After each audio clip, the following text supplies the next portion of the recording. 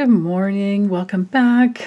Today's January 12th, Thursday, and the moon's still in Virgo. I decided to use the Tarot of Dreams, Ciro Marchetti's Tarot of Dreams, and I've already allowed for reversals, so let's see what we need to know for the day. The moon's in Virgo, trine the sun and Pluto this morning. So I'm feeling like it could be a very powerful day.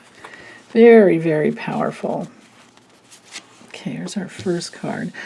Okay, this deck has palaces of each of the suits. So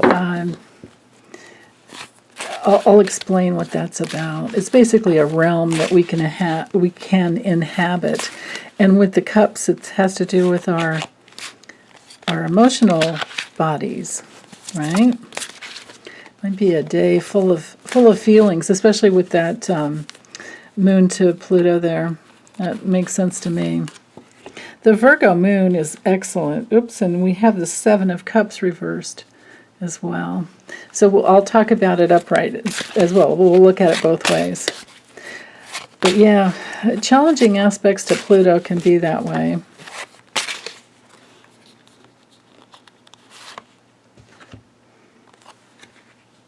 Okay, five of coins reversed, Five of Pentacles reversed. So this is actually, and when you read reversals, this is one of the cards you like to get reversed. Either this one or basically any of the fives. Or the Devil reversed is actually good. So anyway, the Palace of Cups. Let's focus in on the artwork here. So it's being at home with yourself and your feelings. So because it came through reversed, that's the challenge for the day. We need to trust our feelings. We need to not repress our feelings. We need to feel at home in our feelings. And then with the Seven of Cups, and this is, you can see clearly the Venus and Scorpio card. There's a couple of cards in here that I think he made a mistake on, but not today. These are good. So anyway, with the Seven of Cups, when it's straight up, we're looking at many options, and we want to make the right choice, the clear choice. This is one of the weirdest cards. It's not weird.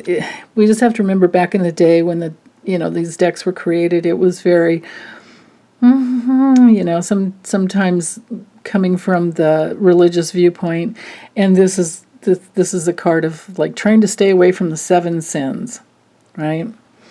I love the artwork here where he brought in the wings to remind us that this is the way to go, is to always go for your angelic presence or for your cosmic reality within. And to not get, actually he changed this up quite a bit now that I'm looking at it.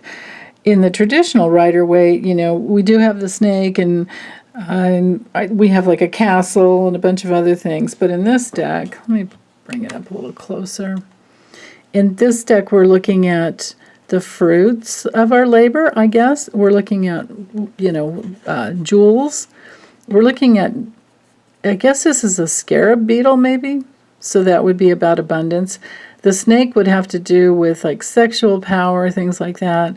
The keys there look like, you would think that would be opening some realms, and then the emotions up here. So he's kind of really played hard and fast with the rules of this deck.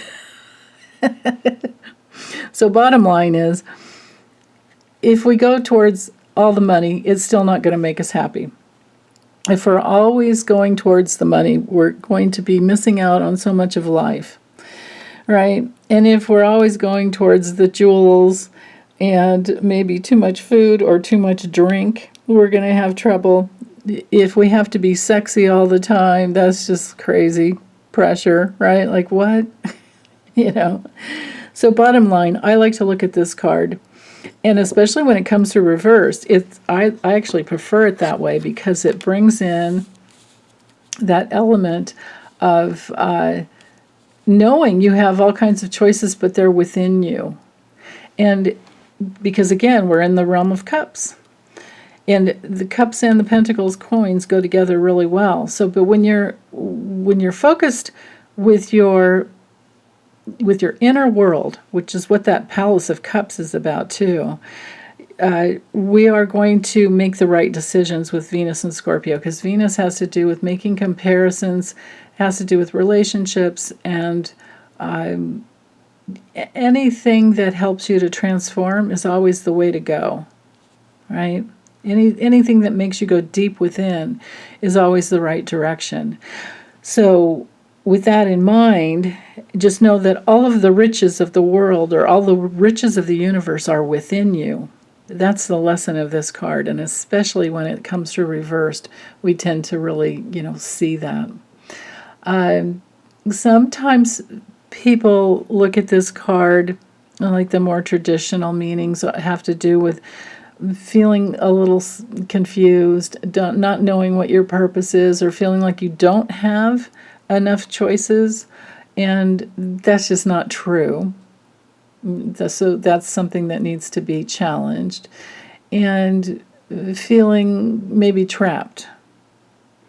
So because this card came through reverse too, I get the feeling that there's some fear of feeling feelings, fear of feeling all your feelings.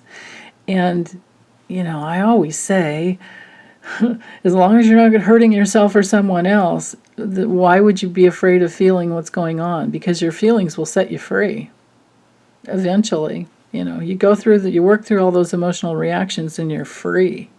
Things don't scare you anymore. And then with the Five of Pentacles, this is usually our rejection card, locked out in the cold, and our self-esteem, working through our self-esteem issues. But when it comes through reversed, we probably have a new home, we probably have a new job, our self-esteem is clear because we've done that inner work.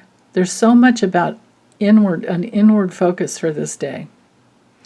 So I absolutely love it, actually, this way.